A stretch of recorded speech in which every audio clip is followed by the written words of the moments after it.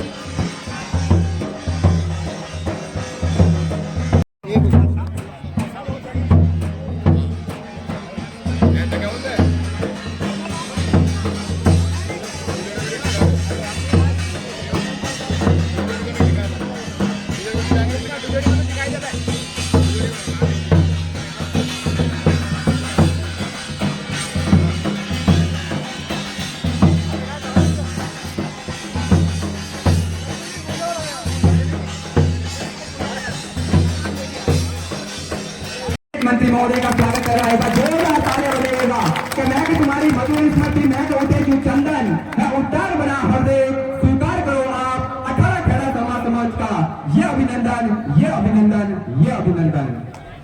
Party की सरकार है, माननीय मुख्यमंत्री जी भजनलाल जी के नेतृत्व में सरकार अच्छा काम कर रही है।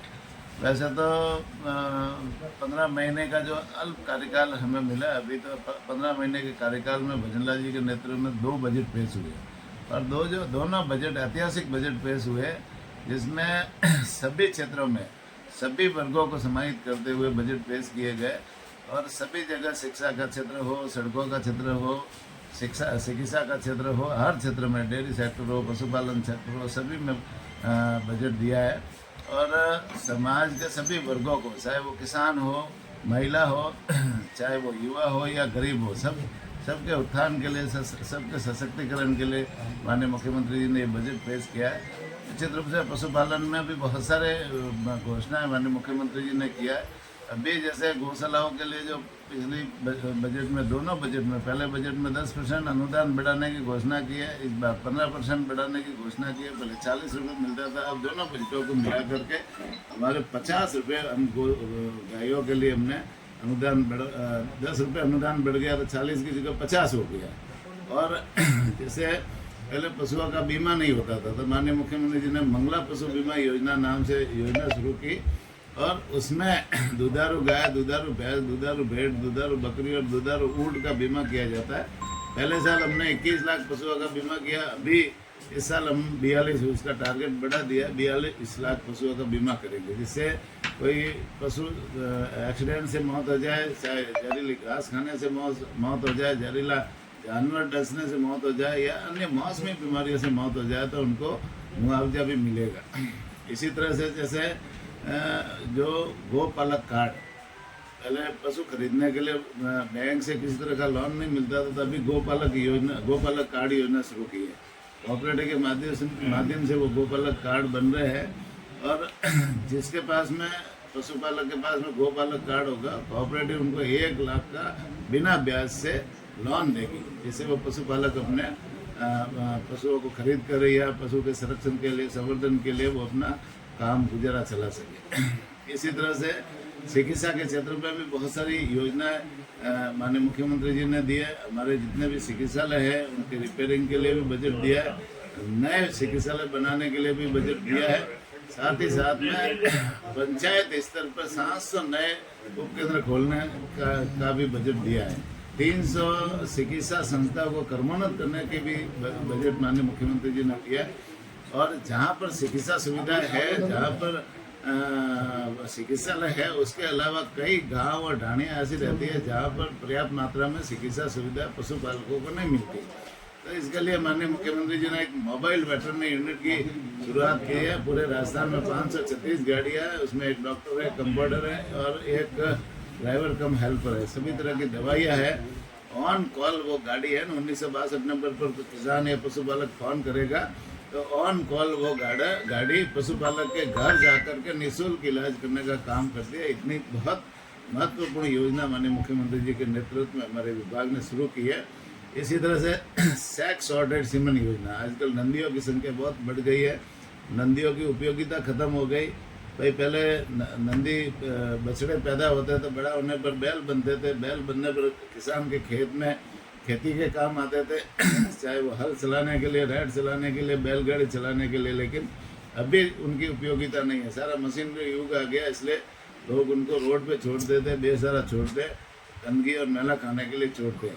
तो ये नंदियों की संख्या कैसे कम हो, इस दिशा में माननीय मुख्यमंत्री जी ने और भारत के लोकप्रिय प्रधानमंत्री माननीय नरेंद्र मोदी जी ने एक योजना शुरू की है, वो है सेक्स सॉर्टेड सीमन योजना। उसमें एक सीमन है, पहले 765 रुपये में दिया जाता था, मार्केट में उसकी वैल्यू अभी 1200 रुपये आसपास है। लेकिन हमारी सरकार उसे भारत सरकार और राजस्थान सरकार अनुदान देते हुए सिर्फ 70 रुपये में हम किसानों को